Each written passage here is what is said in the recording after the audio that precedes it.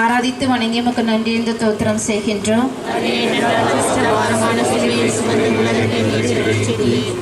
இயேசுவின் பாடுகளில் 8ஆம் நிலை. அழ வேண்டாம், மனமாற்றம் தேவை. அழுபவர்களே, நீங்கள் பேறு பெற்றவர்கள், ஏனெனில் நீங்கள் ஆறுதல் பெறுவீர்கள் என்று போதித்தேன். என் பணி வாழ்வினோடே பல முறை அழுதிருக்கிறேன்.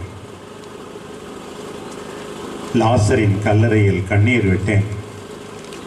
மனமாற்றத்திற்கு அழைப்பு விடுத்த என் குரலுக்கு செவி கொடுக்காத எருசலேம் நகரை பார்த்து அழுதேன். இப்போது இறங்கத்தக்க என் நிலையை கண்டு எருசலேம் பெண்கள் எனக்காக கண்ணீர் வடிக்கின்றார்கள். நான் வாழ்ந்த காலத்தில் பெண்கள் யாருமே என்னை பகைத்து கொண்டதாக தெரியவில்லை. என் பாதத்தடியில் அமர்ந்து என் வார்த்தையை கேட்ட மரியா, நீர் மெசியா, கடவுளின் மகன் என்று எனக்கு சாட்சியம் பகர்ந்து எனக்கு பணிவிடை செய்த அவருடைய சகோதரி மார்த்தா, நான் செய்ததெல்லாம் அவர் எனக்கு சொன்னார் என்று எத்தனையோ பேரை என்னிடம் கொண்டு வந்த சமாரிய பெண், தன்னிடம் உள்ளதையெல்லாம் வைத்து எனக்கு பணிவிடை புரிந்த மரிய மதலினாள் மற்றும் சில பெண்கள், அம்மா உன் விசுவாசம் பெரிது என்று என்னால் பாராட்டப்பட்ட கனானேய பெண். ஆக எல்லா பெண்களும், அதிலும் குறிப்பாக என் அன்பு தாய் அன்னை மரியாவும் என் மீது பற்றும் பாசமும் தான் வைத்திருந்தார்கள். எத்தனையோ ஆண்கள் தான் என்னை சொல்லொன்னா வேதனைக்கு உட்படுத்துகின்றார்கள்.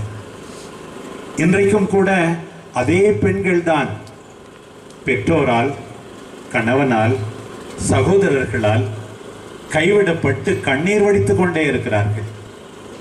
அவர்களுடைய கண்ணீரை துடைக்க நீ ஏதாவது செய்ய மாட்டாயா? பெண்கள் இல்லாமல் குடும்பம் இல்லை, சமூகம் இல்லை, திருச்சபை இல்லை என்பதை உணரமாட்டாயா? பெண்மையை போற்றும் போதுதான், தாய்மையை மதிக்கும் போதுதான், சகோதரிகளை நீ ஏற்று வழிநடத்தும் போதுதான், அவர்களுக்கு உற்சாகம் அளிக்கும் போதுதான் நீ என்னுடைய உண்மையான சீடர் என்பதை மறவாதே. அருள்மிக பெற்ற மரியே வாழ்க, ஆண்டவரும் உடனே, பெண்களுக்குள் ஆசி பெற்றவள் நீரே, உடைய திருவயிற்றின் கனியாகிய இயேசுவும் ஆசி பெற்றவரே.